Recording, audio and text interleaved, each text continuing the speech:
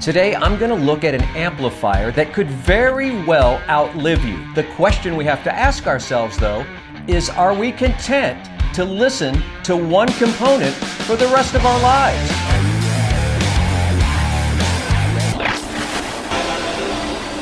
Hi, I'm Bob, and you, my friends, are back in the United States of Analog, and today we are going to look at the Moon by Sim Audio North Edition 641 integrated amp at 125 times 2 by 8. Listen, I don't think I'm even going to call this a review, because who am I? I'm just some lowly YouTube wacko. Many, if not dozens, of engineers have spent hundreds of hours developing and building. So I'm going to give you an overview. I'm going to tell you what I like about it, some things that I would change about it, and some nits. So stick around, like, subscribe as we get into the Moon by Sim Audio 641 integrated amp. Here's some of the facts and figures. As I mentioned, 8 ohms, 125 watts a channel at 4,250. Frequency response stands out at 2 hertz to 90 kilohertz. The damping factor is at 700, and full disclosure, I never really questioned what a damping factor was, so I looked it up.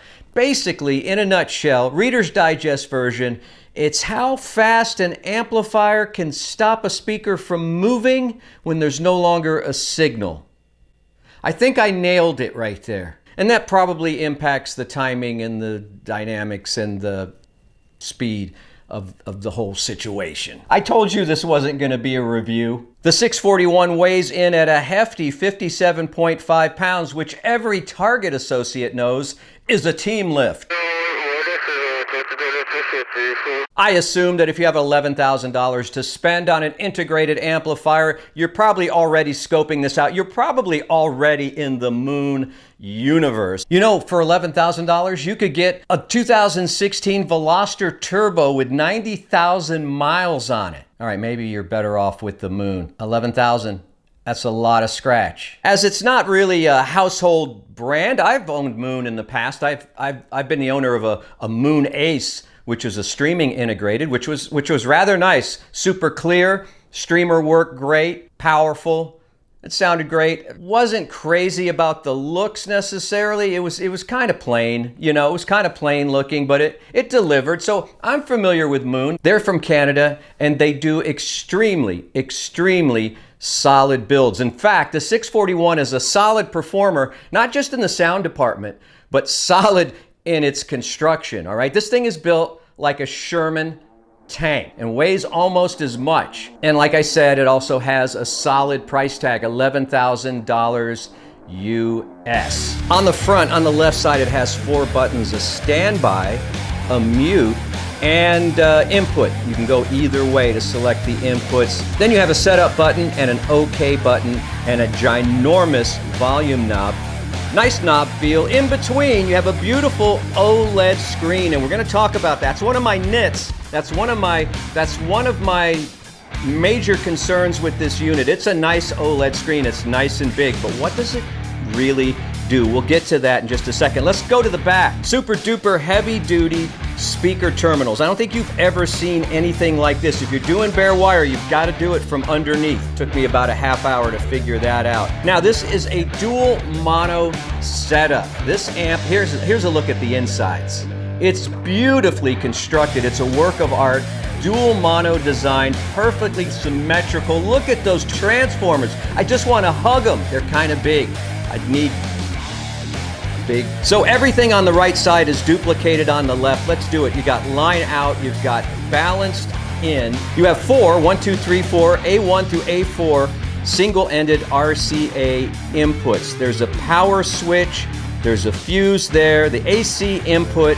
You've got 2 network inputs, then all the inputs are repeated for the left channel, and you have a left line out. So the first thing I want to say about the design that I just described, again, beautiful. When you take a look at the inside, perfectly symmetrical, They put some work into this baby. It is literally a piece of art. But I want to warn you that the back of the unit is a little different. This dual mono design means you might need to have some custom cables, but I'm going to assume if you've got $11,000 to spend on an integrated, you're going to have some money left over for some cables. I wanted to use my 3-wire subwoofer cable with my Rel Classic 98 subwoofer.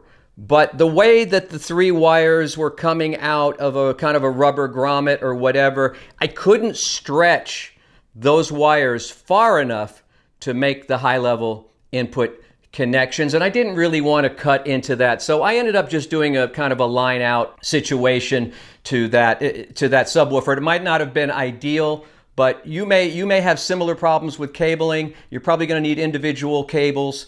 Like you would use for monoblocks or whatever. But again, if you got the money to spend for this, you've got the money for cables, I'm assuming. And while we're speaking about money right now, let's talk about additional fundage you're going to need to put a system together. Now, as beautiful as this unit is, there are some shortcomings. There is no Phono Preamp. Now, I would love for this thing to have a Phono Preamp, because I would love to have a Phono Preamp that the Moon engineers, the sim audio engineers, would deem worthy for this amplifier. I think that would be a very interesting proposition. There's also no headphone amplifier or headphone out whatsoever. There are no tone controls, and that's going to come into play with your speaker selection. And there is no streamer or Bluetooth. I know that seems like a lot of no's, a lot of omissions. And I think that they could have given us some more of those things at the price, but I think they're keeping this pure. This is an amplifier for the purists. This is not an amplifier for a person such as myself. I was thinking today that one of the reasons I got into audio was because I couldn't afford to collect cars. And maybe you're in the same boat. Get all the same feels collecting audio. Power, speed, electronics. There's a lot of similarities there. But I'm in audio because it fits my budget a little more. An $11,000 amplifier doesn't really fit my budget. This thing is not aimed at me. And the other thought I had was, if this was for me, would I spring for it? Because this thing, like I said in my intro, is so solidly built, so well built. I mean, unbelievably, even maybe better than a Macintosh. This could last a lifetime. This could be your end game integrated amplifier. And I'm sure Moon Audio wants it to be your end game amplifier. Even though they have many more expensive Moon amplifiers out there, this is kind of the jumping off point at $11,000. And so that brings me to another driving comparison. Some people like to buy a car and drive it into the ground. Other people, I've got a friend that gets a new car just about every 2 months because he wants to be in something different. He wants to have a different feel, a different driving experience. I'm somewhere in between that. I'll keep a car for 3 or 4 years and then I move on. Same in audio. I want to have different experiences. Now, if you'd asked me a few years ago before I got into this kind of YouTube game, I would say, yeah, I want the best. I want the most expensive gear out there. But now I'm not so sure. I think I want to have a lot of different experiences. But if you want a great integrated amplifier and you've got the rest of the equipment, or you can afford the rest of equipment that needs to go with this streamer, Phono Preamp, headphone amp, and you can, put together a $20,000, $25,000 system around this, then, more power to you. And if you want to just, plug it in and play it, set it and forget it, and not worry about anything and just have a great experience, this is the amp for you. But that's not the kind of experience I'm looking for. That all being said, let's talk about the sound. The sound of this integrated amplifier is quite good. It's fast, it's cohesive, it's dynamic. I know these are all words, and they're the words that all reviewers or overviewers use, but it's all those things. It is just inside, on the warmer side, slightly, ever so slightly on the warmer side of neutral. Some might even call it neutral. And this is why I say speaker selection is very important. You're going to want a warmer tone in your speaker for the 641. This is my opinion. This is not a review, this is an overview. This is my opinion. You're gonna need a warmer speaker. I think it did fine with my Klipsch Fortes, but when I put in my LS50 Metas and a subwoofer, the subwoofer helped round it out a little bit, but that's too much information for me. It was too much. It wasn't a great pairing. But can you find the right speakers for this? Yeah, you can. It's up to you. You're gonna have to do it, and you're gonna have to do your research. I don't have a lot of speakers lying around the house. I certainly don't have a lot of speakers that are price appropriate. So I'm gonna release you on your own recognizance to go out and find speakers that would work well for something like the 641. Again, you want something on the darker side, the warmer side. That's my opinion. Power, the power is fantastic. You're gonna be able to drive anything with this. Look at these transformers. I mean, come on. These things mean business. This whole amplifier means business. But there are some shortcomings and some nits, okay? My main complaint is the lack of tone controls. Now, anytime I mention tone controls, I get a lot of comments below, and you can come at me again that's just a small fix. Tone controls aren't going to cover the entire frequency. All right, I get it, but a little something is better than nothing, I think. If I want to, warm up the sound a little bit or dial in some more treble or whatever. I just feel like that's a small ask for something at $11,000. I would love to see what Moon can do with a built-in phono preamp, and say what you will about a headphone output. A lot of people don't do headphone listening except when they're on the go, so I'm not too concerned there. Now, one of my main nits is this machine. This Sherman tank of an amplifier has a beautiful, I don't even have the dimensions written here, beautifully large OLED display that literally tells you nothing but the input and the volume. Oh, and let me say something about the volume control. They've really engineered an outstanding volume control here in the 641 that keeps everything in balance no matter what the volume level is. It's a really, really nice feature that comes with the 641.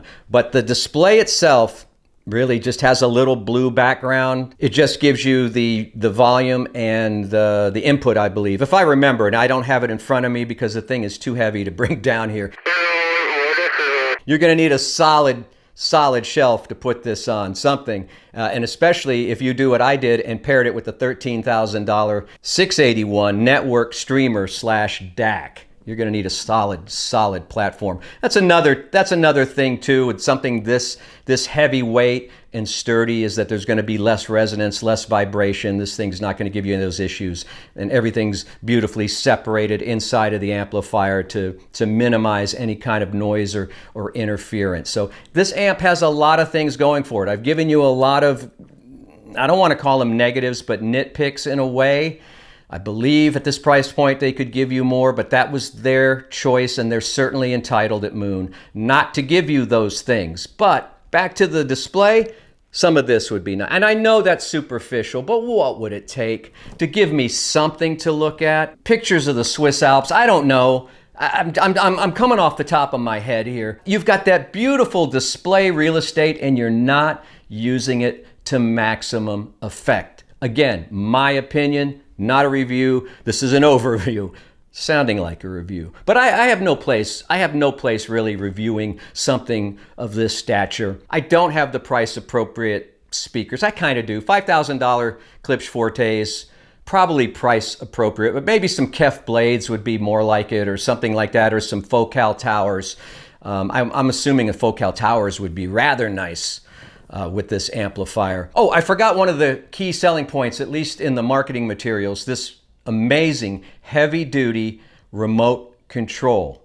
This thing looks fantastic. Does it work fantastic? I had some issues when connecting it to both Moon units that I had, Moon units. Sometimes I couldn't get it to allow me to adjust the volume. I had a hard time getting that display to pop up. I eventually could, but I couldn't do it every time on demand. That's probably user error. I'm gonna take the L on that one. Beware, you might have an issue too when it comes to that, and I'm sure they'll straighten that out with software. I wanted to bring it to you today to show it to you, to show you the solid build quality. Again, the sound is fantastic. The sound does just about everything that it is advertised to do. It delivers in power and clarity, in dynamics, in speed especially, all those things that you want out of a good amp, it does. I just wish it was more feature rich. That's all, but that wasn't my choice, that was Moon's choice, and it's your choice whether you want to get the 641 Moon North Edition by Sim Audio integrated amplifier. Give it a listen. You can find one, and you can find me next time in the United States of Analog.